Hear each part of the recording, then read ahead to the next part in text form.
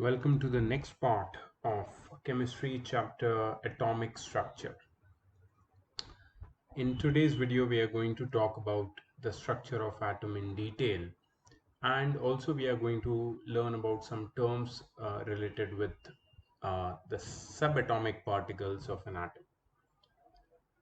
Okay, now we have understood the whole process, the whole you can say the history behind the discovery of the subatomic particles, starting with electrons and then protons and then the nucleus, and the position of electrons, or how do they revolve, or how the atom is, you can say, stable, and finally the neutrons in the last video, in the last two videos basically.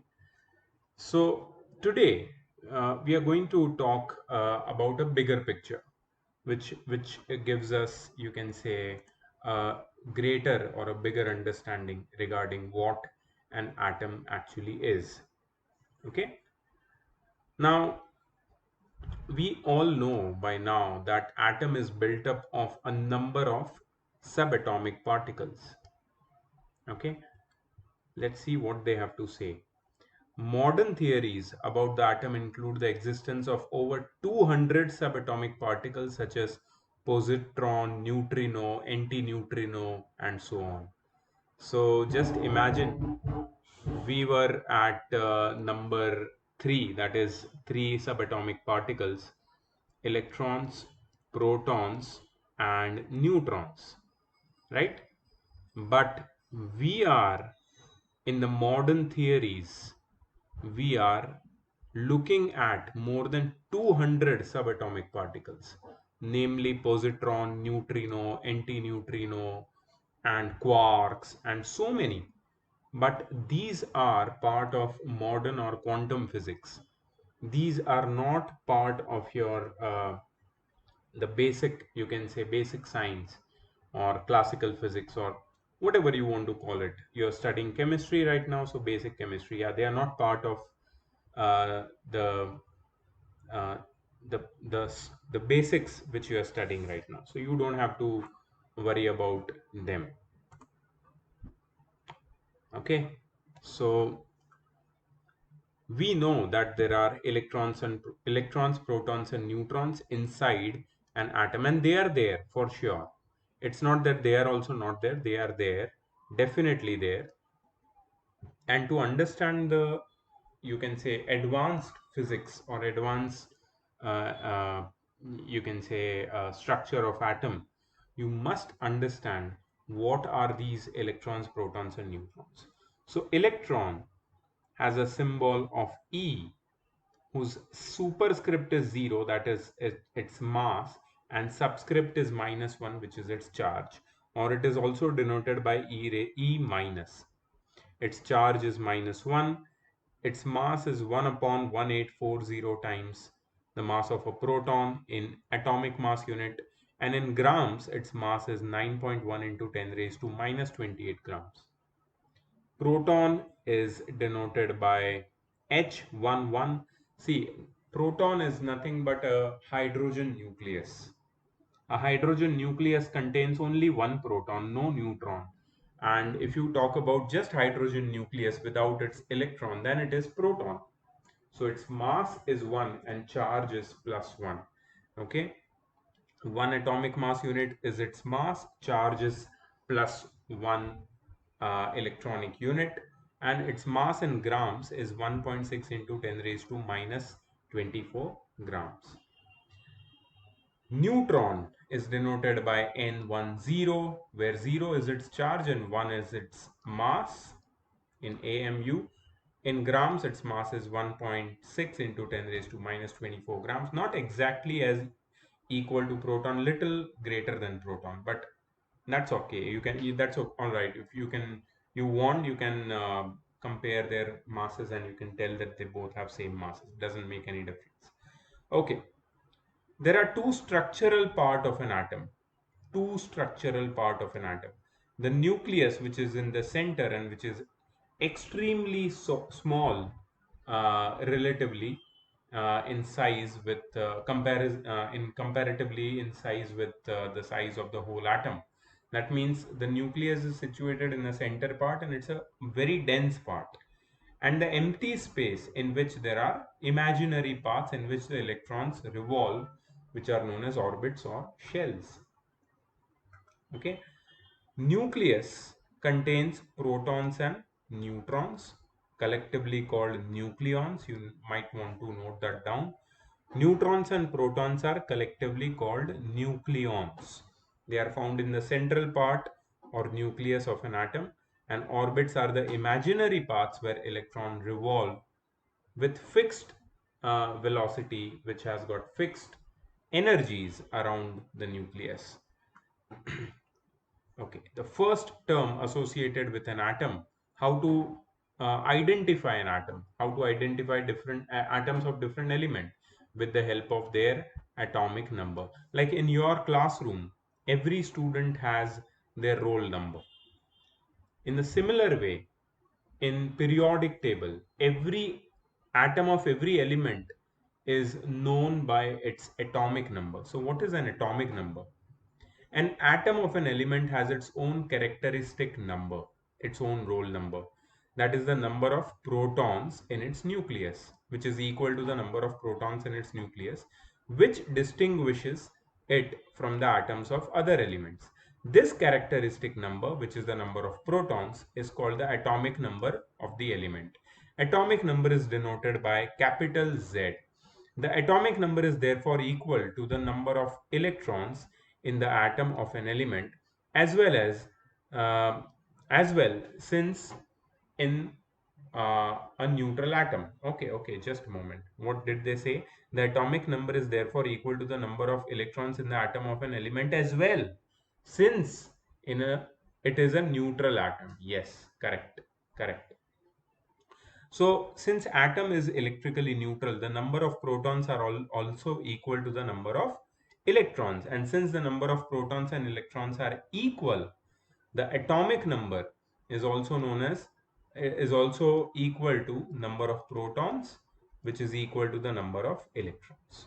Okay, the number of protons gives the total positive charge present in the nucleus of an atom. The number of protons gives the total positive charge present in the nucleus of an atom. The atomic number of an element, the atomic number of an element is the number of protons present in the nucleus or the electrons present in its neutral atom or positive charge in the nucleus of its atom. That is the atomic number of the element. Okay, symbolic representation of an element. So an element is represented like this. The symbol of the element is X. The superscript is the mass number. I'll tell you what mass number is. The subscript that is written in the bottom is the atomic number. For example, Cl3517. Now 35 is the mass number of chlorine, 17 is the atomic number of the chlorine. Okay, now what we already know that atomic number is equal to number of proton, which is equal to number of electron. So Z is equal to P is equal to E. But what is this mass number? So mass number of an element is the total number of protons and neutrons present in its nucleus. The sum of protons plus neutrons. Mass number is denoted by capital A. Mass number, however, is a whole number approximation of the atomic mass calculated in atomic mass unit. So actually the atomic mass unit is in decimals, but when you round it off to a whole number, it becomes the mass number. Okay, for example, chlorine has a mass number of 35. Okay, so we can say that mass number is number of neutrons plus number of protons. A is equal to N plus P. Okay, so how you find the number of neutrons? Number of neutrons N is equal to A minus P. P is the number of protons, which is equal to the atomic number, so you can say A minus Z. So mass number or mass number minus atomic number is number of neutrons. Please remember this formula. See here also they have found the number of neutrons, which is mass number minus atomic number. 35 minus 17, which is 18. Okay, I'll give you I'm sure that you need some more examples. Let's look at some more examples. Okay, so we'll look at some more examples of elements. and find their atomic number and the mass number and the number of protons, electrons, and neutrons. Okay, the first example is hydrogen. Hydrogen has a mass of 1 and atomic number is also 1.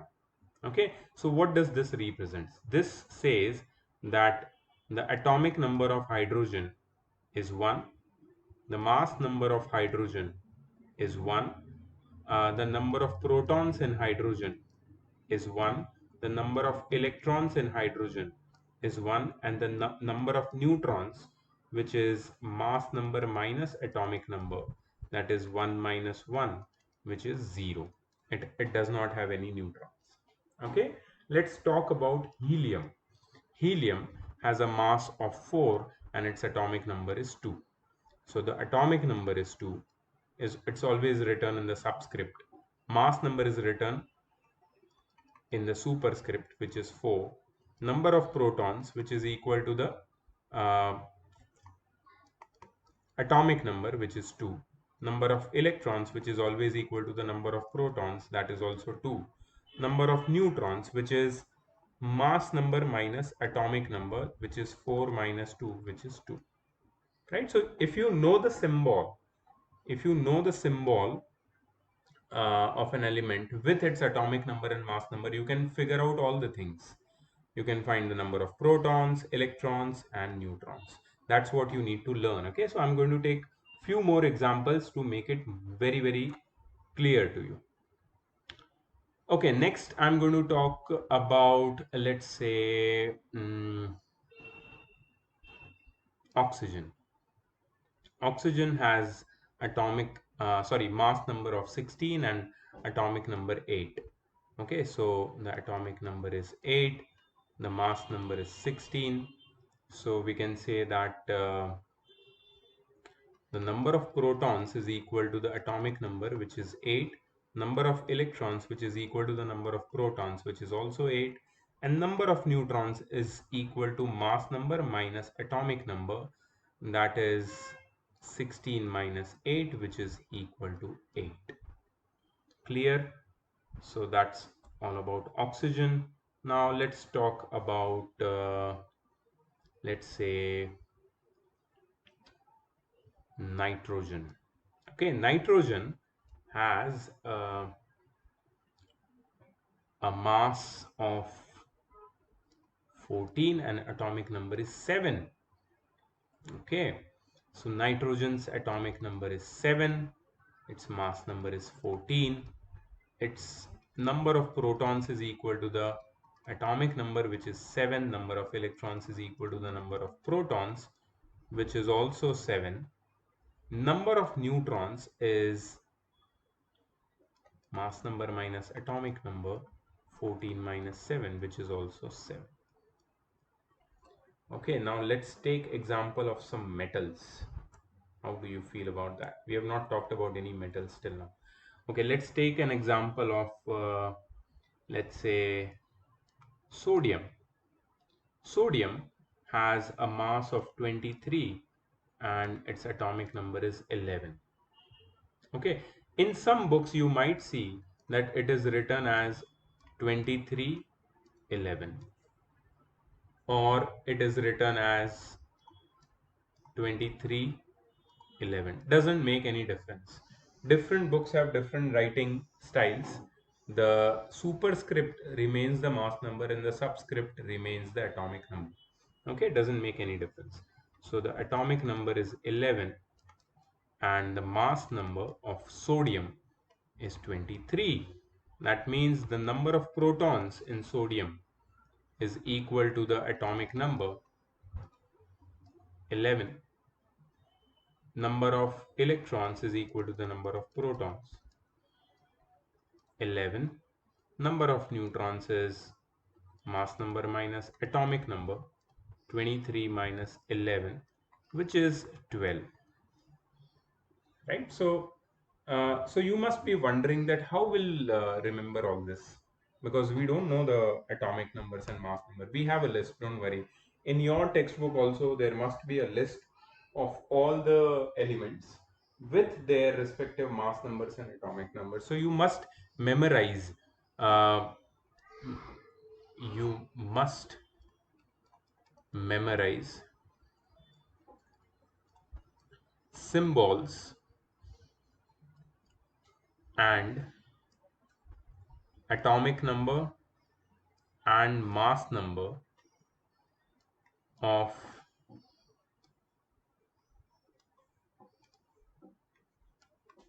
elements 1 to 20.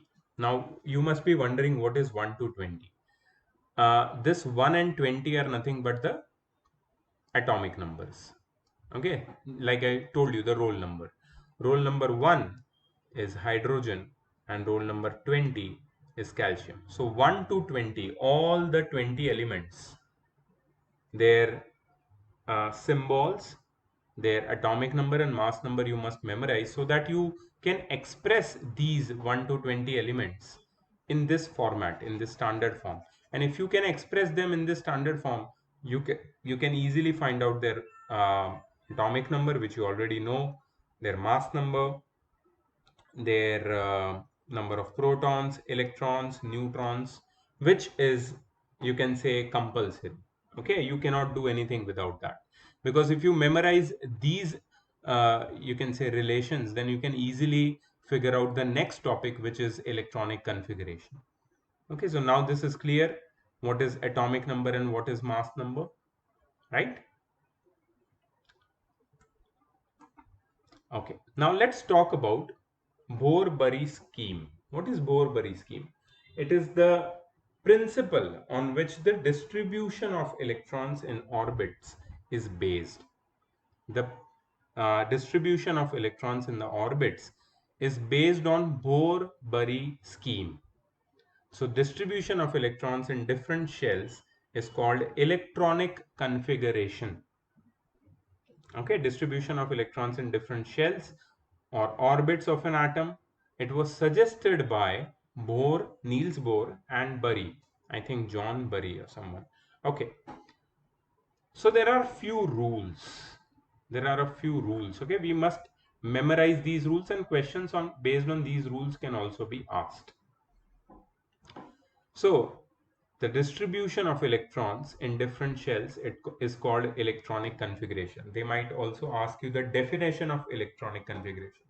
Electrons are not just scattered in this circular paths around, imaginary paths around the nucleus. They are distributed following a specific order or a law or a principle or a rule. Without rule, nothing happens in science. So there is a rule with which these electrons are distributed around the nucleus of any atom. Okay, so this method was suggested by Niels Bohr and Bury. The following rules are followed for writing the number of electrons in different energy levels or shells. Number one, the maximum possible number of electrons in a particular shell is given by the formula 2n square, where n denotes the serial number of that shell. Like K shell has 2 electrons. How? See, the formula which gives the number of electron in a particular shell is 2n square, where n is the number of shell.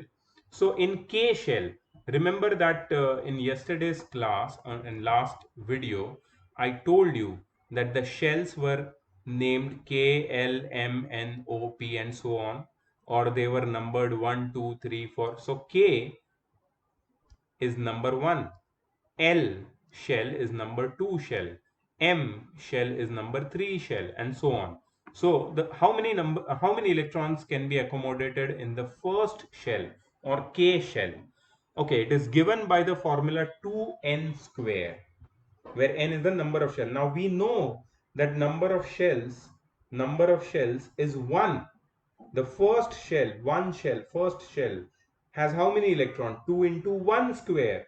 See, because n is replaced by 1. N denotes first shell. Okay, so 2 into 1 square. Now 2 into 1 square is 2 into 1, which is 2 electrons. So the first shell always can occupy maximum of 2 electrons. What about the second shell? Second shell is also known as L shell. So formula is 2n square. Formula is 2n square. In the place of n, we will put 2 because we are talking about the second shell. So we'll put 2 over here.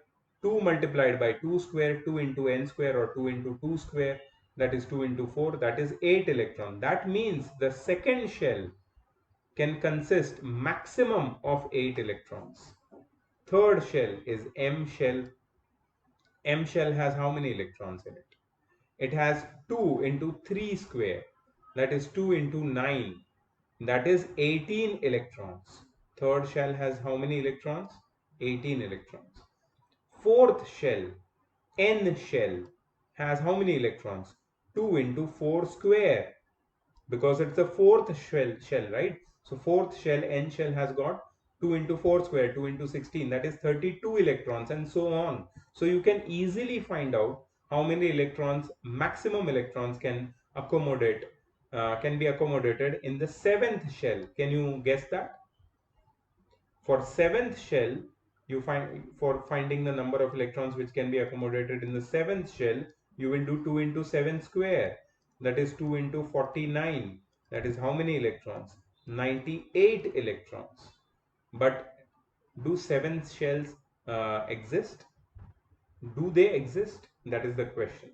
So yeah, let's not go there because we have not yet studied about the periodic table and how many shells can be there in all, because we know that there are only 118 elements known till date.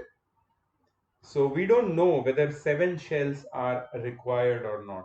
Yeah, but up to 4, 5 or 6 shells we can easily figure out, we can easily find out the number of electrons which can be accommodated in that particular shell. Okay, using the formula 2n square. There is no doubt in this, right? And still, if you have a doubt in this, we are going to look at examples. So don't worry. Just remember the first rule before we go ahead. The first rule says the maximum number of electrons which can be accommodated in a given shell is given by the formula 2 into n square, where n is the serial number of that shell. Second, electrons are not accommodated in a given shell unless the inner shells are filled. In other words, shells are filled in stepwise manner. Beautiful rule. Shells are filled in stepwise manner. Before you fill a shell completely, you cannot fill the outer shell. You cannot start filling the outer shell. Once you start filling a shell, once you start filling a shell, you fill a given shell first completely, then you move on to the outer shell or the other shell, then you move on to the next shell, and so on. Okay, if you are filling the first shell, you have to fill it completely. That means the first shell should have 2 electrons, and then only the remaining electrons can be filled in the second shell, and then the third shell. Now wait, some people might be thinking that, do we do that? Do scientists fill the shells of orbits of an atom? How could they do that? See, we don't do it. We don't do it. The nature does it, or it is already like that. Atoms already exist in this particular manner. So what you are doing is you are just figuring out that how the electrons are distributed. For that, you need to find out the number of electrons in each shell, and for doing that you need to follow this rule. Like, you know, the atomic number of certain compound, certain element, I'm sorry, if you know the atomic number of certain element, atom of a certain element, then if you want to find out how electrons are distributed, you need to follow these rules given by Niels Bohr and Bury. Okay. Third rule says that the outermost shell of an atom cannot accommodate more than 8 electrons, even if it has the capacity to accommodate more electrons. For example, arrangement, electronic configuration is also correct word. Electronic configuration in calcium having 20 electron is, okay, let's arrange the 20 electrons shell wise. Okay, according to the first rule, in the first shell there can be 2 electrons maximum. So out of 22 electrons I fill in the first shell. What about the second shell? Second shell has maximum of 8 electrons. So in the second shell there goes 8 electrons. So we have already filled first and second shell, in which we have filled 2 plus 8, that is 10 electrons, in which we have filled 2 plus 8, 10 electrons. Okay, how many electrons are remaining? See, there are 20 electrons in calcium atom. So 10 more electrons are remaining. Now third shell, according to the rule, can occupy maximum of 18 electrons, and we have 10 electrons left. Wow, so job is done. So it could be 2 electrons in the first shell, 8 electrons in the second shell, and 10 electrons in the third shell. Job is done. But no, the third rule overrides, you can say, yeah, overrides the first rule. The third rule is above the first rule. The third rule says that if you have an outermost shell, and this is definitely the outermost shell, the third shell, it cannot have more than 8 electrons. So how many maximum electron can an outermost shell has? It can have maximum of 8 electrons. So I will do a little rearrangement. So I will put 8 electrons in the outermost shell. But wait, I have 20 electrons in the atom of calcium. I have filled 2 electrons over here, 8 electrons over here, 8 electrons in the third shell, which was originally the outermost shell. So I have already filled 18 electrons. How many electrons are left now to be filled? 2 electrons. So these 2 electrons, since it cannot be filled in the third shell, otherwise it would take this electronic configuration, which is not allowed by the third rule. So I would put that 2 electron in the final shell, that is outermost shell, that is the fourth shell now. So this is not possible, and that's why this second electronic configuration was created, which is more correct, more you can say accurate according to the rules made by Niels Bohr and Bury. Do you understand? So always remember, the number of electrons which can be accommodated in each shell is given by the formula 2n square, where n is the number of orbit, and each orbit has to be filled stepwise. You cannot fill the outer orbit before you fill the inner orbits, and the outermost orbit cannot have more than 8 electrons. So if you have 10 electrons left, there is a problem. You need to put 8 electrons in the outermost shell, and the remaining 2 electrons can be put in the next shell, that is the outermost shell now, which is created due to this rule. Okay, so what makes this shell now, third shell now, that is not the outermost shell? You know what it is known as? It is known as penultimate shell. What is it known as? Penultimate shell. Penultimate means second last shell. Okay, so there is a rule about penultimate shell. Let's see if we find that. Okay, third rule is written over here as well. What they have written, let's see. The maximum capacity of M shell, that is the third shell, is 18 electrons, but only 8 electrons are filled in it. This is due to the fact that the elements become stable only after acquiring 8 electrons in the outermost shell. Okay. Fourth rule, the outermost shell of a chemically stable atom can accommodate a maximum of 8 electrons, except helium, which has only one shell, and that's why it can accommodate only maximum of 2 electrons. So all the noble gases, stable atoms, can have 8 electrons, they do have 8 electrons in their outermost shell, except helium. Helium has 2 electrons, but still we can call helium stable. You know why we can call helium stable? Because it has just one shell. So the first shell, we know by the formula 2n square, can accommodate maximum up to 2 electrons. And how many electrons does helium have in its outermost shell? It has 2 electrons. So maximum of 2 electrons can be filled in the outermost shell of helium, and it has 2, and that's why helium is also considered a noble gas. Okay, and all noble gases are such kind of elements which do not react with any other elements because they have stable electronic configuration. And we'll talk about the stability of an atom in the next part, that is you can say chemical bonding. Okay, let's talk about let's take an example and talk about the distribution of electrons in an atom. Let's take an example of magnesium atom and understand how electrons are distributed in magnesium atom. Now, starting with, if you're talking about magnesium atom, let me give you an idea. If you're talking about magnesium atom, then you must know the symbol of magnesium, Mg, and its atomic number, which is 12, and its mass number, which is 24. If you know this much, then the job becomes easier. How? Now you can figure out what is the atomic number, sorry, what is the mass number, 24, what is the atomic number, 12, what is the number of protons, which is equal to the atomic number, which is 12, what is the number of electrons, which is equal to the number of protons, which is 12 as well. What are the number of neutrons? Although they are not required, but still I would write.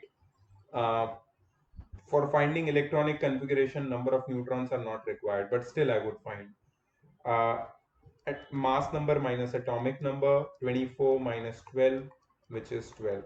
Now I want to draw the structure of magnesium atom, but before that I would want to find the electronic configuration of magnesium.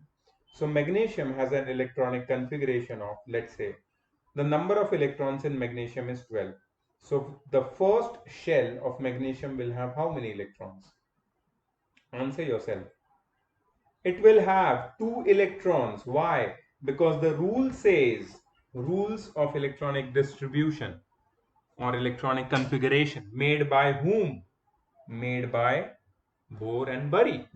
They say that any atom can have maximum of 2 electrons in its first shell. That is by the formula 2 into 1 square. 2 into 1, that is 2. Okay. In the second shell, now see, out of 12 electrons, we have already distributed 2. So remaining 10. Okay. In the second shell, we know that the formula 2n square says that there can be maximum of 8 electrons. Let's put 8 electrons. We have 10 left. So out of 10, 8 I put in the second shell. So I have already distributed 10 electrons and I have already filled the first two shells completely. Now I can move to the third shell. Okay. Now how many electrons are remaining to be distributed? See, there were 12 electrons in all, and out of these 12 electrons, I have distributed 2 and 8, that is 10 electrons, and 2 more are remaining. So let's put these 2 electrons in the outermost shell. That's it. That's it. This is the electronic configuration of magnesium. That's it. Now we can draw magnesium. Okay, so let's draw magnesium. First, I'm going to start with the magnesium nuclei. Let me draw a little bigger nuclei. Okay, in the nucleus, I'm going to write the number of nucleons, which I already know. So, what are the number of protons? Protons are 12. What are the number of neutrons? Neutrons are also 12. So, this is very important to show that how many protons and neutrons does it have.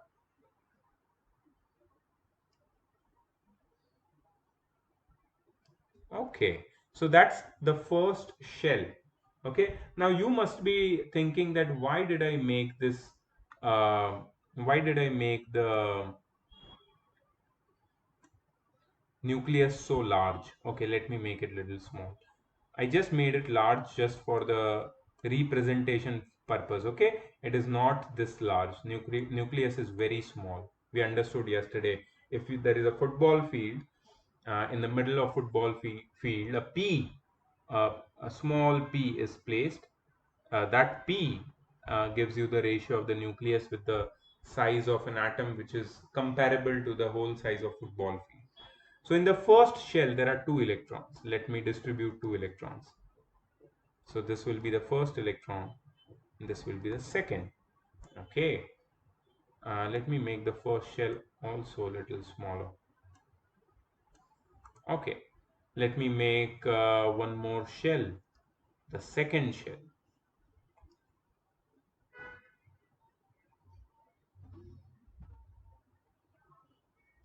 Okay, in the second shell, there are how many electrons? There are 8 electrons. Let me make 8 electrons. 4, 5, 6, 7, 8 electrons. Okay, in the third shell, how many electrons are there?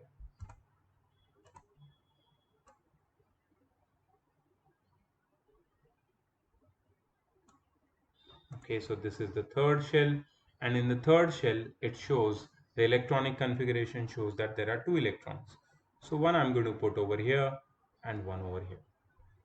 Now, do you understand that how electrons are distributed in any atom with an example, right? So even if you don't know anything about an atom, but if you just know its symbol and its atomic number and mass number, then you can easily draw the structure of that atom with proper electronic configuration. Okay, so these are some orbital diagrams for the atoms of the first 20 elements which I was talking about, starting with hydrogen, ending with calcium. Their electronic configuration, their valency, I'll tell you what is valency, their symbol, as you can see here at the top, there is symbol, there is atomic number, mass number, everything is given to you. So this is a ready reference available to you. So if any questions are any question are is asked regarding the the symbol or atomic number or mass number or electronic configuration of first 20 elements, you should be able to answer. So you must memorize these details. Okay, now some students might have this question that what about atomic number 21, that is the atom which is which comes after calcium. So you don't have to bother about that till you pass class 10th. Okay, from class 11th onwards you go into that group. So they have a certain different rules for electronic configurations, and those elements are known as transition elements whose two outermost shells are incomplete. Okay, and we don't study about transition elements as of now, so you just focus on first 20 elements of the periodic table which you see in front of you. So the main features of structure of atoms. Atoms of all elements, let's do this small revision. Atoms of all elements except hydrogen are made up of three fundamental subatomic particles: electrons, protons, and neutrons. Hydrogen atoms lacks neutron. It doesn't have neutron. The nucleus is located at the center of the atom. It contains protons and neutrons which account for the total mass of that atom.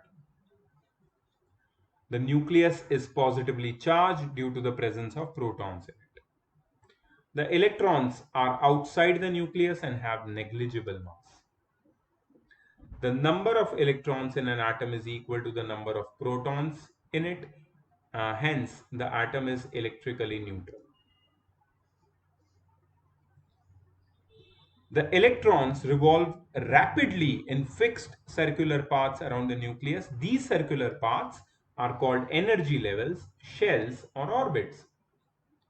The atoms of different elements contain different number of electrons, protons, and neutrons. And the characteristic number of atom of each element is its atomic number, that is the roll number, right? These, this table which you see, are the electronic configuration, atomic number, mass number, number of neutron, and number of protons, number of electrons, element symbol, its metal or non-metal, everything is mentioned over here for first 20 elements, and even there are 3 noble gases. So this, if you want, I can share the whole PDF with you. That was a small second part. Okay, let's do this third part as well. and the next part, that is chemical bonding, will be shared with you in a separate video which is already ready with me. So I'm going to share two lectures with you today. One is about this part which I just taught you, that is about atomic number and mass number and electronic configuration, and about valence electrons. This is an important part. It's not very long. I don't know how long is it. Just a moment. Let me just figure out how long. I think my internet's not working. Just a moment. Okay, so the next term is valence electrons. Okay, in this section there are many important definitions, so I just want you to take notes of them. The first definition is what are valence electrons? What is a valence shell actually? The outermost shell of an atom is known as its valence shell. Outermost shell, valence shell. Okay, and the electrons present in the outermost shell, in the valence shell, are known as valence electrons. Hydrogen has only one electron in its outermost shell. So its valence electrons is 1. Number of valence electrons for hydrogen is 1. Similarly, carbon has 4 electrons in its valence shell, and so it has got 4 valence electrons. Okay. The chemical properties of elements are decided by these valence electrons, since they are the ones that take part in the chemical reactions. Okay, so before we go ahead, let's find some valence electrons.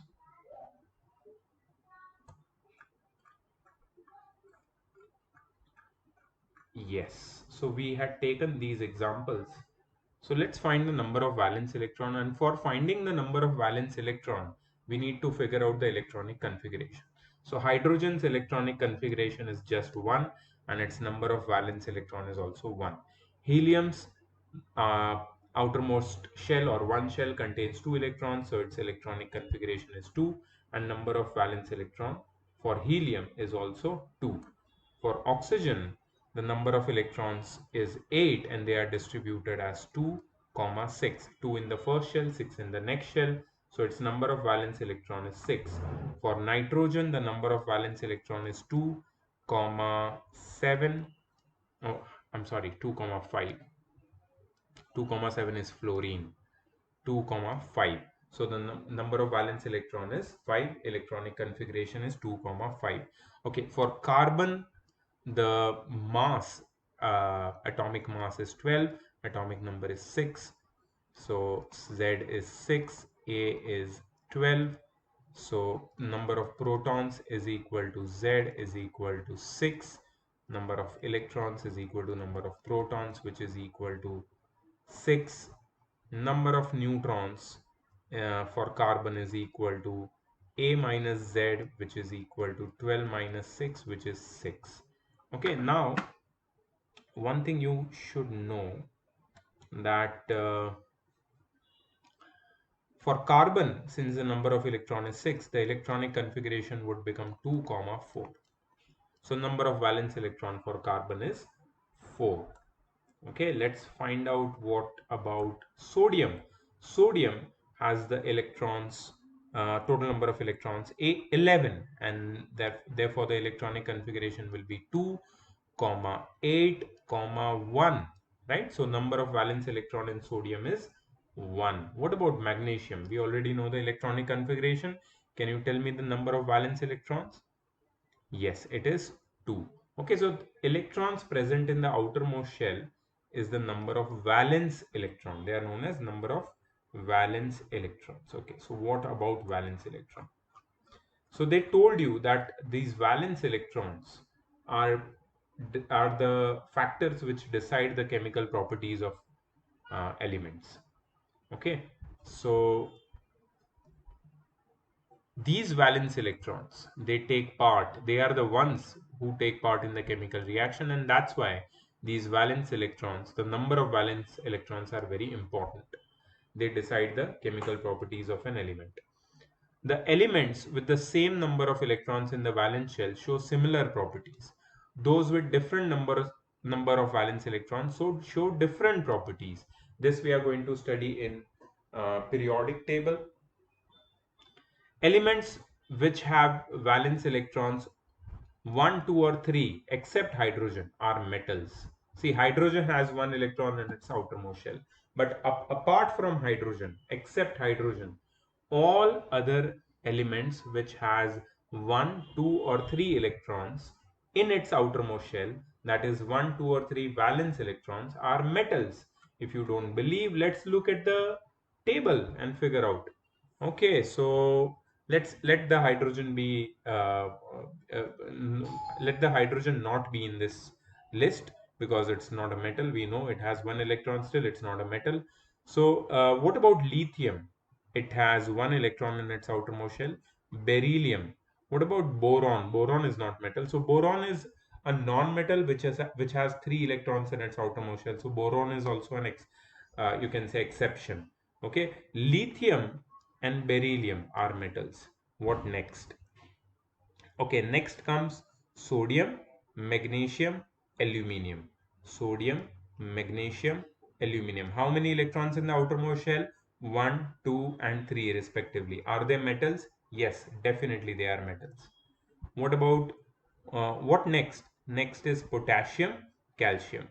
Potassium, calcium. Are they metals? Yes. Why? Because they have 1 and 2 electrons respectively in their outermost shell. So they are also metals. So these three are also metals and these two are also metals. So we have 5 plus 2, 7 metals from atomic number 1 to 20. Lithium, beryllium, sodium, magnesium, aluminium, potassium, and calcium.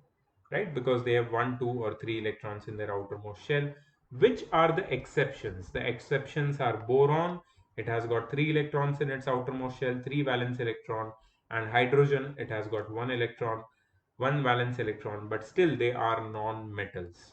Okay. So generally, we can say that we can use this word generally. Generally, metals have 1, 2, or 3 electrons in their outermost shell. So what do these 1, 2, or 3 electrons do? These elements can lose these 1, 2, or 3 electrons to form ions. What is an ion? Ion is an electrically charged atom or group of atoms formed by loss or gain of electrons, right? So I'll show you how an ion is formed. Let's take an example of sodium. Sodium's electronic configuration is 2, 8, 1. Now, we know that there is a situation in which the outermost shell, the valence shell, is said to be completely filled. Now look at sodium. Sodium has one electron in its outermost shell. To be completely filled, it should have 8 electrons in its outermost shell. So sodium should accept 7 electrons from somewhere to complete its outermost shell.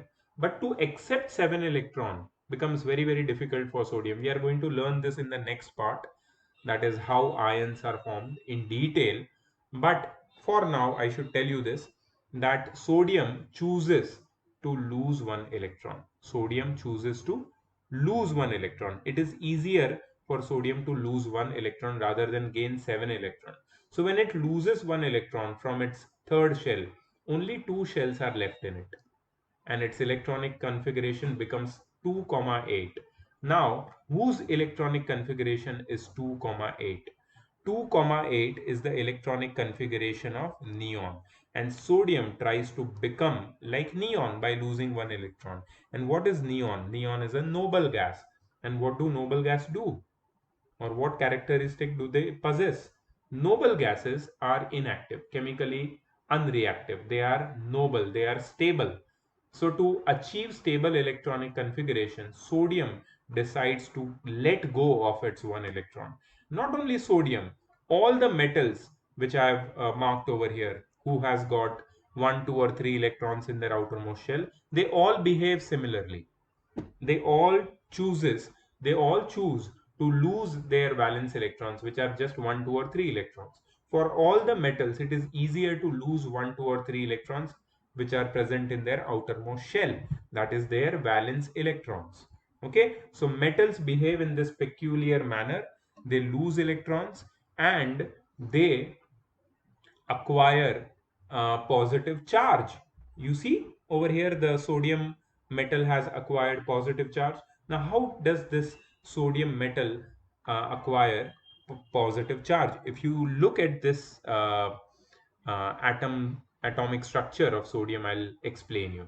So before, sodium had electronic configuration of 2 8 1, but after losing one electron, sodium has electronic configuration of 2 8.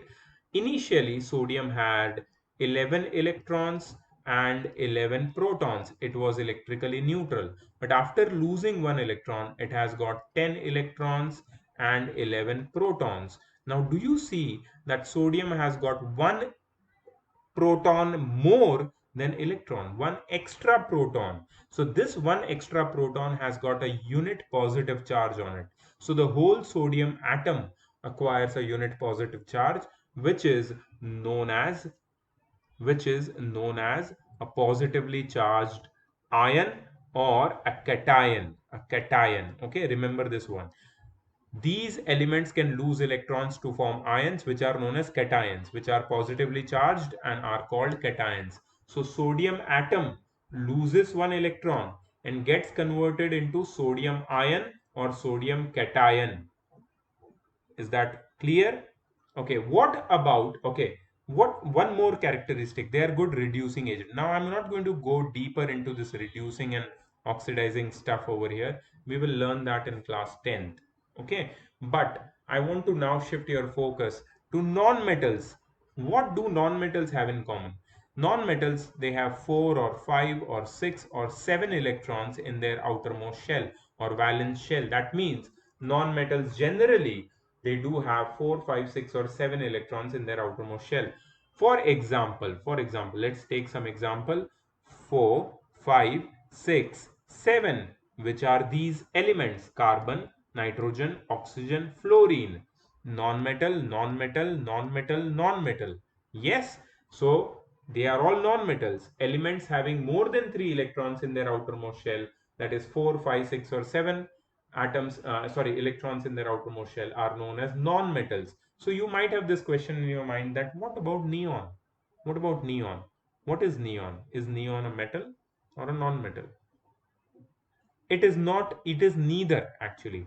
Neon is neither metal nor non-metal. It is actually a noble gas. Okay, so that is separate from the, you can say, categories of metals and non-metals. Okay, let's go ahead. Silicon, 4 electrons in the outermost shell. Phosphorus, sulfur, chlorine. Silicon, phosphorus, sulfur, chlorine, these all four are what? They are non-metals, right? So elements which are having 4 5 6 or 7 electrons in their outermost shell, they are non-metals. And what is their characteristic? Now see, as I told you, stable electronic configuration represents a stable metal, or a stable element. Stable element means an element which can exist on its own, which can exist independently, which can exist without reacting with atoms of other elements. So what is how to achieve this stability? So stability can be easily understood from you can say the electronic configuration of noble gases. So what is a stable electronic configuration which noble gases have? Their outermost shells are completely filled. What do you mean by outermost shells completely filled? Outermost shells, when they have 8 electrons, that is considered as a completely filled outermost shell. That means noble gases, they have their outermost shells completely filled. They do not require any electrons, and that's why they are stable. So what about metals? Yeah, metals, they don't have their outermost shell incomplete, but to make it complete or to achieve that stable electronic configuration, they donate electrons. They form cations. And what about non-metals? We know that non-metals have 4 5 6 or 7 electrons in their outermost shell. For example, chlorine has the electronic configuration of 287. It has 7 electrons in its outermost shell. It should have, ideally, to attain or achieve noble electronic configuration, chlorine should have 8 electrons in their outermost shell, but it has 7. So for chlorine, there are two options. Either it should lose 7 electrons, which are there in the outermost shell, and become 2, 8, just like sodium, just like neon, or it should gain one electron. For chlorine, it is easier to gain one electron. So chlorine gains 1 electron and achieves the stable electronic configuration of 288. Now let's see whose electronic configuration is 2, 8, 8. 2, 8, 8 is the electronic configuration of argon, and chlorine achieves the stable electronic configuration which is equal to the argon electronic configuration of argon, which has the valency of 0. Okay, argon has a valency of 0. So basically, argon is a noble gas, and chlorine also tries to become a noble gas. Chlorine also tries to achieve the stable electronic configuration just like argon. But how does it do it? It accepts 1 electron and it becomes stable. Okay, but it does not become electrically neutral, just like sodium atom was electrically neutral, but sodium cation was positively charged. Okay, similarly we can say that chlorine, see chlorine over here, it has got 17 electrons and 18 protons. Now, hey, wait, 17 protons, I'm sorry,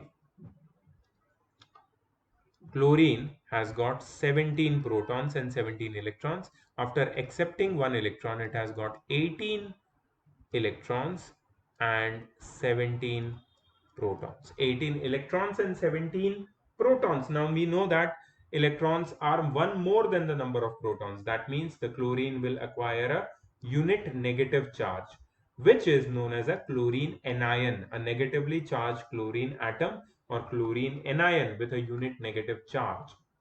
Okay, so this is how you can say the valency of the valence electrons affect the atoms. They motivate the atoms to lose or gain electrons and basically convert into achieve stable electronic configuration, and basically they acquire the electronic configuration of their nearest noble gas.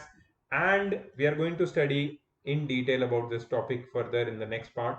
And they become electrically charged, that is cation or anion. Okay, metals become cations and non-metals becomes anion. Okay, so coming to the next topic. The next topic is what is valency. Valency of an element is the combining capacity of that element with other elements, and it is equal to the number of electrons that take part in the chemical reaction. So valency, if you ask me in you can say very layman's terms, valency is the number of electrons an atom loses or gains to complete its outermost shell and to achieve stable electronic configuration. That is valency. So what is the valency of sodium? Sodium has a valency of 1. Why? Because sodium loses 1 electron and achieves noble gas electronic configuration, stable electronic configuration. So its valency is 1 plus. Why plus? Because after attaining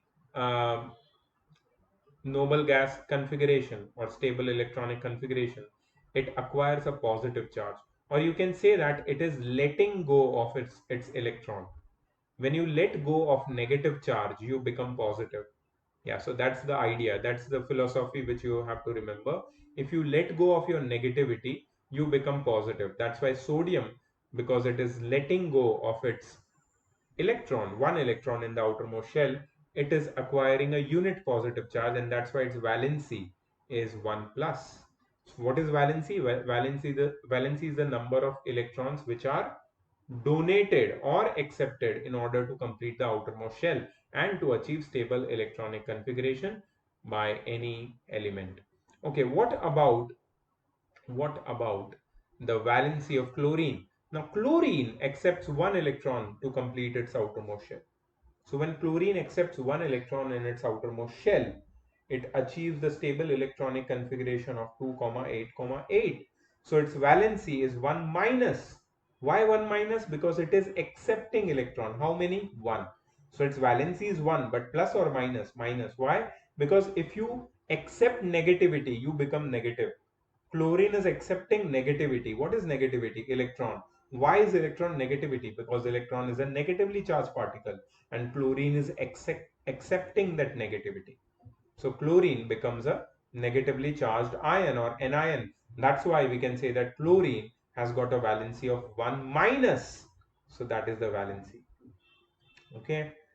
So reason for a chemical activity of an atom we are going to study in the next part. Not worrying about that much right now. Isotopes. What are isotopes? Okay, now this is one important small topic which we must study about isotopes and isobars. I don't know whether they are there in your syllabus and how much they are there. But yes, I want to teach you in detail about isotopes. What are isotopes?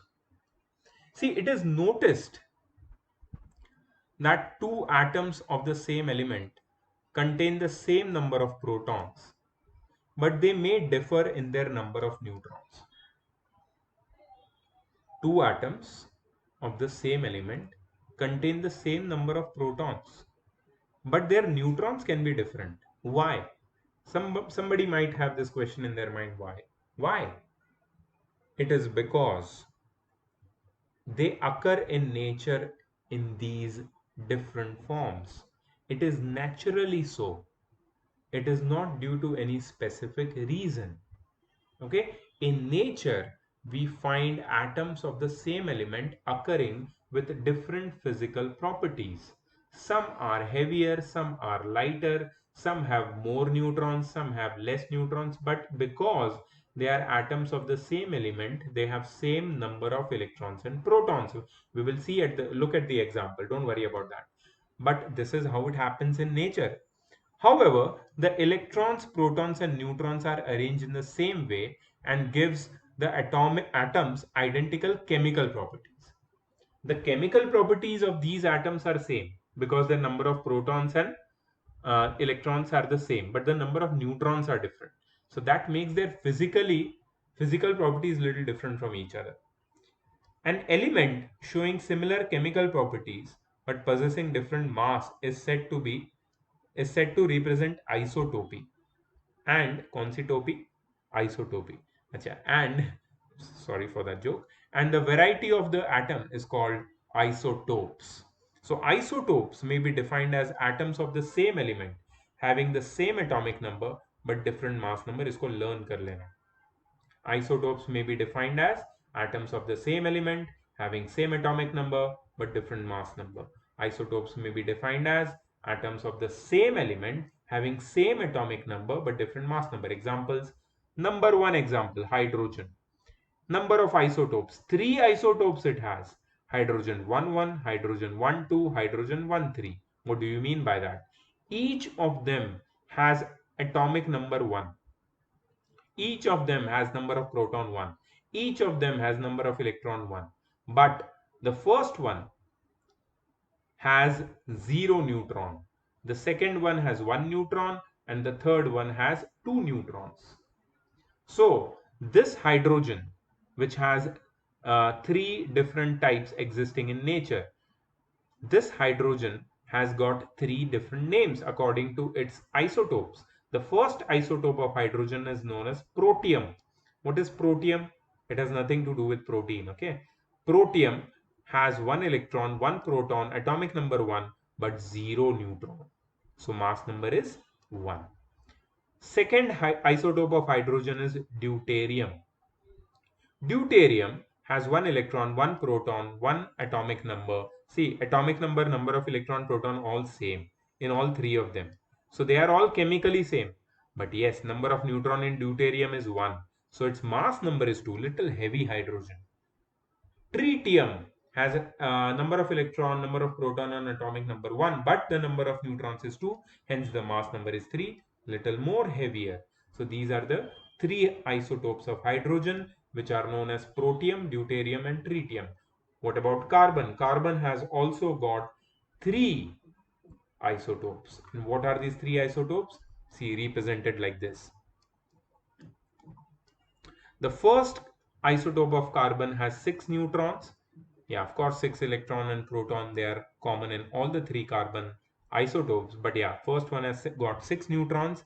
second one has got 7 neutrons, and the third one has got 8 neutrons. You can calculate if you want. And then comes the curious case of chlorine. See, chlorine in our universe exists in the form of two isotopes, very, very famous. One is chlorine 3517 and second is chlorine 3717. One has got 18 neutrons and the other one, the heavier one, has got 20 neutrons. Both are chemically same. Both have got 17 electrons and 17 protons. But the one which has got the mass number as 35 has got 18 neutrons, and the other one which has got mass number 37 has got 20 neutrons. So let me acha, chalo, just study this and then we'll finish it up with the properties, with the characteristics of isotopes. So isotopes have similar chemical properties because they have same atomic number. So isotopes of an element are chemically alike. For example, chlorine atom of mass 37 undergoes the same reactions as the chlorine atom of mass 35. They have no chemical differences. Isotopes differ in their few physical properties such as density, boiling point.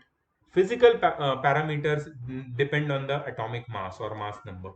And because isotopes have different mass number, due to which they have boiling point and melting point and density of different values. For example, protium has a boiling point of 20.38 Kelvin and deuterium has a boiling point of 23.5 Kelvin. Not a much difference, but still. So higher the mass, higher will be its boiling point. Acha, and isotopes like tritium, the third isotope of hydrogen, and carbon 14. Carbon 14 is the third isotope of carbon. They illustrate another difference in physical property that can occur between isotopes as they are radioactive. So the property of radioactivity is exhibited by the third isotopes of hydrogen and carbon. Why are they radioactive? It is given, the reason is given over here. The extra neutrons in their nuclei cause them to be unstable. So the nuclei breaks up spontaneously, emitting certain types of radiations, and that's why carbon 14 and tritium are known as radioisotopes.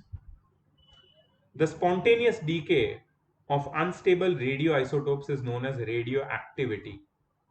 What are the uses of these radioisotopes? Radioisotopes or isotopes of cobalt 6027 is used in radiotherapy for treating cancer and other diseases. Carbon 14, that is radioisotope of carbon, it is used for determining the age of historical and geological material. You know, like fossils, how old is a fossil? So carbon dating process is used where radioactive isotope of carbon is used for finding the age of a fossil. An isotope of uranium is used as fuel in nuclear reactors. Very rare isotope of uranium, but still it's present in huge quantities with countries which can destroy our earth multiple times. An isotope of iodine is used in the treatment of goiter. You know goiter? Goiter is a disease which is due to the um, you know anomaly in the thyroid gland in your throat, and that is due to the deficiency of iodine in your body. Yes, that's in biology. Fractional atomic masses. See, some atoms can have fractional atomic masses. For example, atomic mass of chlorine, which is 35.5. Now, you must be wondering that that was never told to us. Atomic mass of chlorine was given to as 35 over here, 37 over here. Then why are they saying 35.5 over here? Because the reason is the reason for fractional atomic mass is that atomic mass of an element represents the weighted average of all the naturally occurring isotopes of that element. For example, any natural sample of chlorine, chlorine, which is naturally occurring around us, contains 75% of the lighter chlorine and 25% of the heavier chlorine. So we can say that all the chlorine existing around our planet and in the universe, it is believed that 75 percent is the lighter chlorine and 25% is the heavier chlorine. That is, these isotopes are found in the ratio 3:1. So the average atomic mass of chlorine is calculated as 35 multiplied by 3, that is the ratio of the lighter chlorine, plus 37 multiplied by 1, that is the ratio of the heavier chlorine, divided by total ratio, that is 4, which gives us 35.5. Therefore, atomic mass of chlorine atom is 35.5. So that is one very important example of isotope with its average atomic mass considered by us. And then there is one small part which is known as isobars. Okay, what is isobar? They are the atoms of different elements. See, remember, isotopes were the atoms of the same element, having same atomic number but different mass number. But isobars are the atoms of different elements with the same mass number but different atomic numbers. Since the properties of the elements depend upon atomic number, so they have different physical and chemical properties. For example, argon and calcium, they both have same mass number but different atomic number. Argon has atomic number of 18, calcium has atomic number of 20, but they both have mass number 40.